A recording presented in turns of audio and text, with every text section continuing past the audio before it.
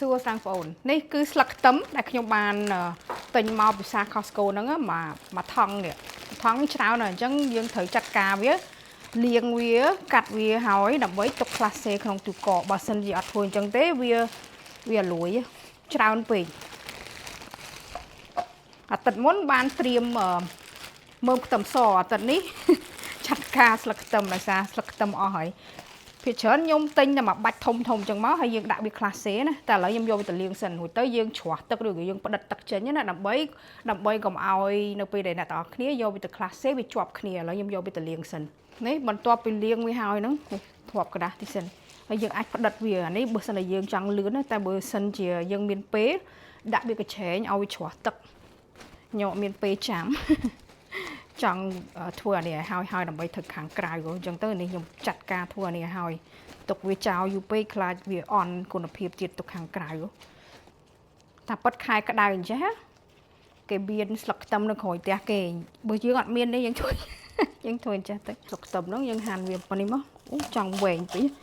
អូខេស្លឹកខ្ទឹមនេះក៏ខ្ញុំទុកដែរវាស្អាតលាងវាឲ្យស្អាតទៅយើងអាចបុកវាដើម្បីប្រឡាក់សាច់ក៏បានដែរក៏ឈ្ងុយដែរហើយជាមួយខ្ញុំទុកវារៀងវែងខ្លះដើម្បីយើងដាក់វាចូលស៊ុបអីចឹងស្ងោរស៊ុបកាទៀវស៊ុបអីយើងដាក់គល់វាដាក់ទាំងវែងចឹងណាអាហ្នឹងខ្ញុំទុកវាមួយឡែកចឹងទៅហើយមួយនេះខ្ញុំហាន់វាដើម្បីយើងឆាឲ្យហើយយើងដាក់វាពីក្រោយឬក៏អ្នកទាំងអស់គ្នាដាក់វាលាយសាច់ធ្វើស្នូជាយ៉ធ្វើអីហ្នឹងឬក៏ជួនកាលធ្វើស្លអីហើយយើងបង់វាចូលទាំងកកក៏អត់អីដែរបើសិនជាអ្នកទាំងអស់គ្នាទិញស្លឹកខ្ទឹមមួយបាច់$2អានេះបើសិនជាយើងទិញឧទាហរណ៍ថាយើងទិញមកប្រហែលជាជាង10បាច់ជាង10បាច់ជាង$20បាត់អានេះតែ$6.99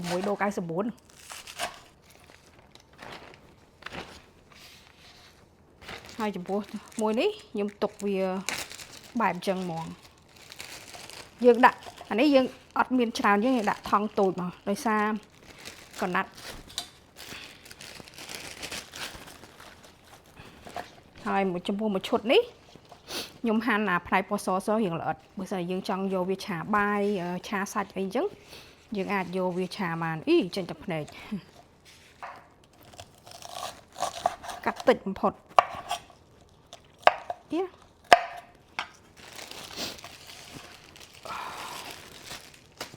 ហើយនេះខ្ញុំហាន់វារៀងល្អិតដើម្បីយើងចង់ឆាបាយឆាអីចឹងណា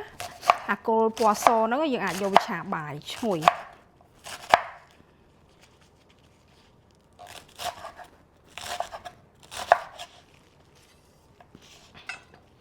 ហ្នឹងយើងដាក់ថង់តូចផ្សេងមួយទៀត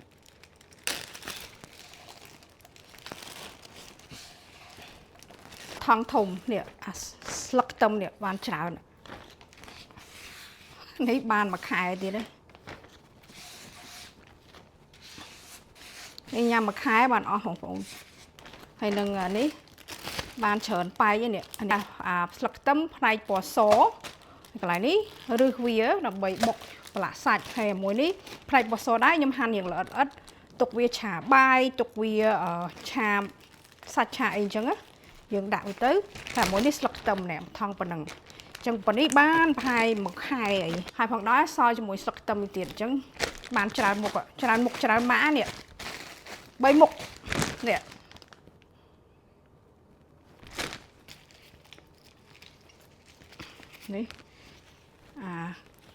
កណ្ដាស់ខ្ញុំជូតហើយហ្នឹងនៅស្ទឹកគ្រូមវាកុំឲ្យខាតវានៅស្អាតទៅដោយសារស្លឹកខ្ទឹមយើងលាងហើយយើងដាក់វាចូលថង់ទៅអាមួយនេះអាថង់ដើមវានោះមិនគាត់ចោលទេដាក់ចូលក្នុងបណ្ដោយទៅរុំជាមួយនឹងនេះស្ទឹកដាក់ចូលទុកពាក់កណ្ដាលហាត់ពាក់កណ្ដាលទឹកនេះអស់ហើយអានេះខ្ញុំទុកវាដើម្បីធ្វើកាទៀវ